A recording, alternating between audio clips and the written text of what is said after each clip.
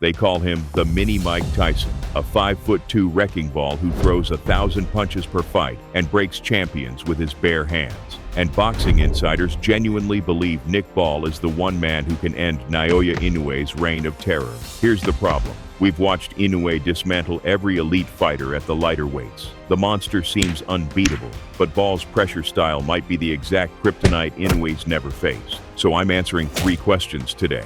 Why does Ball's violence make grown men quit mid-fight? What's the one weakness in Inouye's game that Ball exploits? And if they fight, who actually wins and why? Stick with me, because the answer isn't what you think. But first, let me tell you who Nick Ball really is, because his story starts in the most unlikely place. Nick Ball turned professional in 2017, and for years, absolutely nobody cared. He was just another British fighter grinding through small hall shows, building his record against journeymen while the boxing world looked the other way. 23 wins, 0 losses, 1 draw. But those numbers don't tell you anything about what makes Ball special. This is a fighter who started as a plasterer in Liverpool, literally working construction jobs between training sessions. No amateur pedigree to speak of, no Olympic medals, no promotional machine hyping him up from day one. Just a stocky kid from Kirkby who loved violence and refused to take a step backward in the ring. Ball stands 5'1 3/4", which in the featherweight division makes him one of the shortest fighters competing at the elite level. His reach is 5'2 1/4".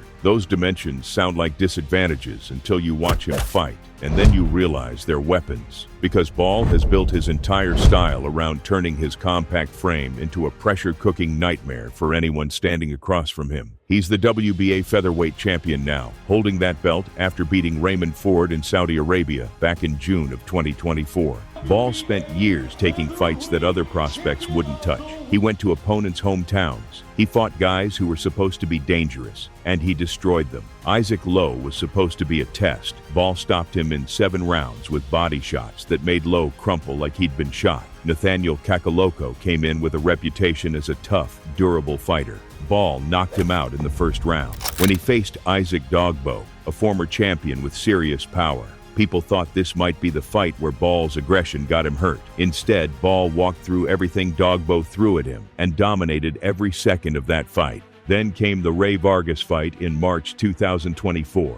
Vargas was the WBC featherweight champion, a slick southpaw with size advantages and technical skills that were supposed to give Ball problems. Ball pressured him for 12 straight rounds, throwing over 1,000 punches in a single fight, breaking Vargas down piece by piece. Everyone watching knew Ball had won. The judges? They called it a split draw. It was one of those decisions that makes you question whether the judges were watching the same fight as everyone else. Ball didn't complain. He didn't make excuses. He just went back to the gym and waited for his next shot. That shot came against Raymond Ford for the WBA title. Ford had skills, he had speed, and he had the kind of boxing IQ that was supposed to neutralize Ball's pressure. For 12 rounds, Ball threw punches in combinations that never stopped. He walked Ford down, broke him with body shots, and never gave him a second to breathe. When the scorecards were read, Ball was the champion. Split decision, but anyone with eyes knew who won that fight. Then Ball came home to Liverpool and defended his title against TJ Doheny in front of his own people. The crowd was insane.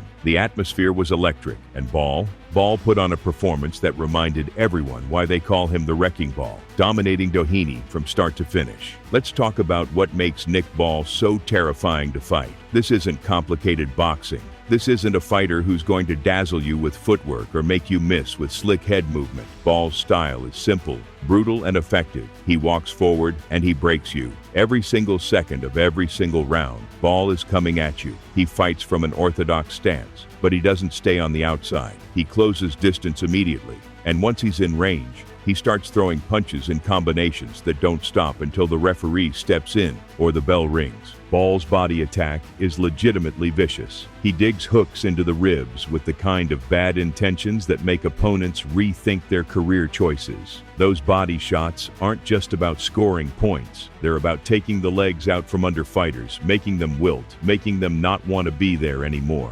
And when opponents start dropping their elbows to protect the body, Ball brings the hooks upstairs. His head-hunting shots come in tight, compact arcs that generate power from his stocky frame and explosive hip rotation. He's not the tallest guy in the division, but he punches like he's got bricks in his gloves. The pressure is relentless. Ball doesn't give you time to think, doesn't give you time to set your feet, doesn't give you time to execute your game plan. He's constantly in your face, constantly forcing you to make decisions under duress, constantly putting you in positions where you have to fight his fight. It's exhausting just watching it. Imagine having to deal with it for 12 rounds. This is why people compare him to Mike Tyson. It's not about the knockout highlights or the specific techniques. It's about the mentality. Ball fights like a man who genuinely enjoys hurting people, and he never, ever stops coming forward. But here's the thing about Ball's style. It's high risk. He leans forward when he throws his punches, which means he's there to be hit. His defense isn't about slipping and sliding and making you miss. It's about taking one to land three. Against fighters who don't have elite timing or power, that trade works in Ball's favor every time. But against someone like Naoya Inoue, that's where things get interesting.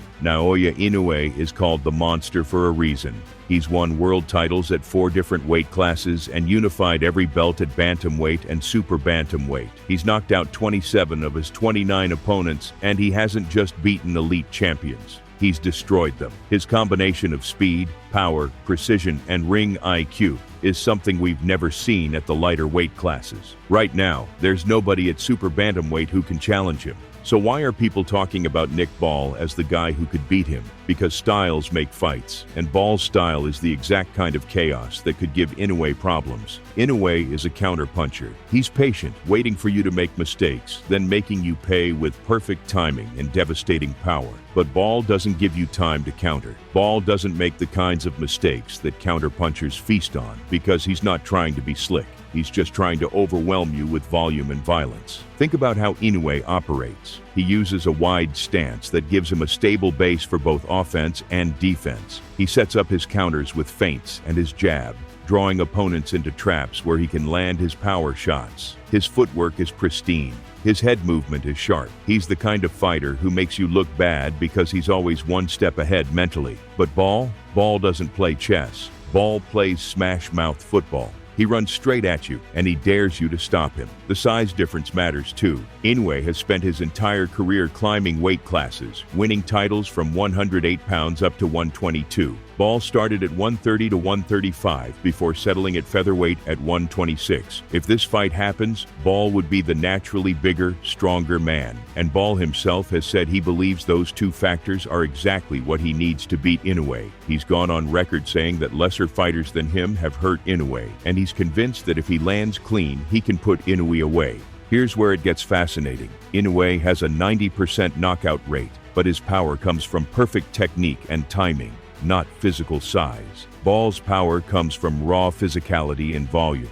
It's a completely different kind of threat. When Inouye lands, he's landing single shots or 2-punch combinations with surgical precision. When Ball lands, he's landing 4, 5, 6-punch combinations where every shot is thrown with bad intentions. It's the difference between a sniper and a machine gun. The big question is whether Ball's pressure can overwhelm Inouye's technical perfection before Inouye's counters start taking their toll. Because make no mistake, Inouye will land. He always lands. And when he lands clean, people go to sleep. Ball's style means he's going to walk into some of those shots. Can he take Inouye's power and keep coming forward after getting tagged with the same shots that knocked out Nonito Donaire and Stephen Fulton? That's what makes this matchup so compelling. If they actually fight, the early rounds would be crucial. Ball needs to establish his pressure immediately and never let Inouye get comfortable, taking away his ability to set traps and pick shots. The body attack would be essential. Dig those hooks into Inouye's ribs and take his legs away. But Inouye adjusts. He's fought pressure fighters before and always found a way to solve the puzzle. His jab would be critical, keeping Ball at the end of his punches and making him walk into stiff shots on the way in. The late rounds would probably favor Inouye. His conditioning is legendary, and Ball's style is exhausting to maintain. If Inouye is still fresh in rounds 10 through 12, while Ball is slowing down, that's when Inouye becomes truly dangerous. But Ball might not need 12 rounds. If he can drag Inouye into a firefight in the middle rounds, if he can make it ugly and violent, Ball's power and size advantages could lead to a stoppage.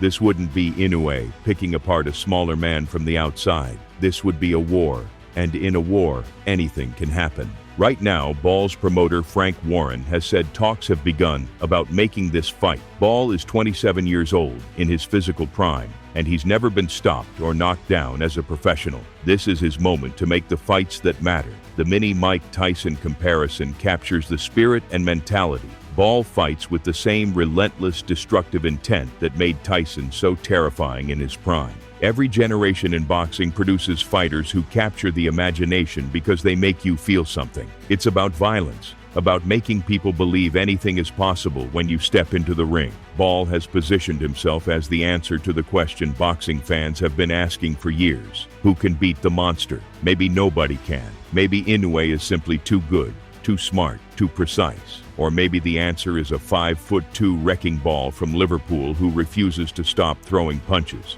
That's what makes Nick Ball one of the most exciting fighters in boxing right now. Because when he fights, you know it's going to be violent, intense, and you genuinely don't know what's going to happen. And if he ever gets in the ring with Naoya Inoue, we'll find out once and for all whether chaos can beat perfection, whether violence can overwhelm technique, whether the Mini Mike Tyson can actually slay the monster.